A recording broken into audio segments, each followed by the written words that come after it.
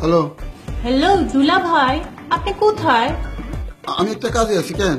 আপনি কাজে থাকলে কিভাবে হবে? আমরা মুভি দেখবো না? তোমার তো কইছিলাম, তুমি তো রাজি হইলে না। এখন তো আমি সেই কাজে জড়াই পড়ছি। না না, আমি এখন রাজি, আপনি চলে আসেন না প্লিজ। বাবারে কইলাম না জরুরি কাজে আছি। আমার সাথে মুভি দেখার থেকে আপনার কাজ জরুরি হয়ে গেল। কি জরুরি কাজ বলেন তো? আমি বলছিলাম না, ওই যে আমার বন্ধু মকবুলের কথা বলছিলাম না, সে আবার স্ট্রোক করছে, সেকেন্ড অ্যাটাক। তারই নিয়ে আমি হাসপাতালে যাইতেছি। আমি এখন অ্যাম্বুলেন্সের ভিতরে। হ্যালো দুলা ভাই, দুলা ভাই। কি রে, কি বললো? দুলা ভাইয়ের কোন ফ্রেন্ড আছে মকবুল, স্ট্রোক করেছে, অ্যাম্বুলেন্সে করে হসপিটালে নিয়ে যাচ্ছে।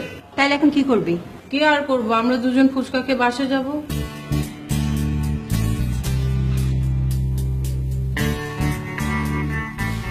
কে ফোন করেছিল? বউ? আরে না, শালি।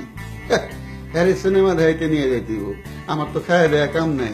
আচ্ছা কও, তোমার মতো বন্ধু থাকতে আর কোন শালির দরকার আছে? আরেকবার যদি ফোন দেয়, ফোনের মধ্যে স্যাপ দিব, শালির বেটি শালি। না, তোমার একটা ফ্রেঞ্চ ফ্রাই খাওয়াই দিই। খাওয়াইলে কি খাও? পুরে রান্ধায় দাও, মুখের মধ্যে রান্ধায় দাও। আমার একটু খাওয়াই দাও না, মুরগির রান্না খাওয়াই। আমি একটা করে কামড় দিব, তুমি কেন বার করবা। আবার কামড় দিব, তুমি কেন বার করবা।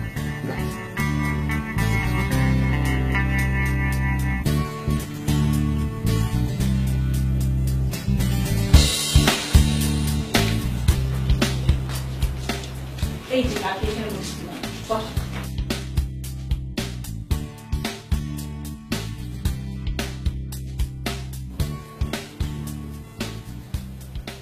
দুলা ভাই না?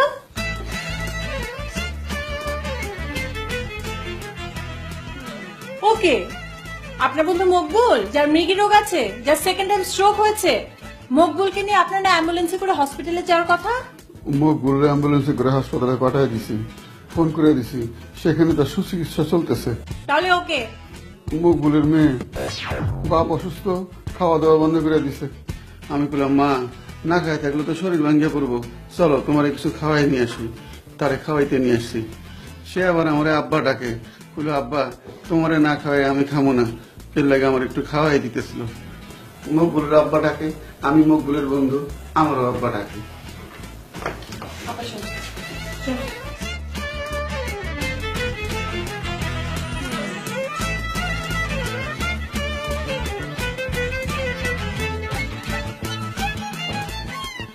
উনি কে?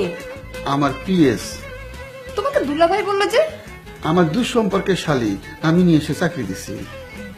সাথে উনি কে? কেরা জানি, চিনলাম না। পিএস এর খালামালা হইব। তুমি আমার খাওয়াই খাওয়াই।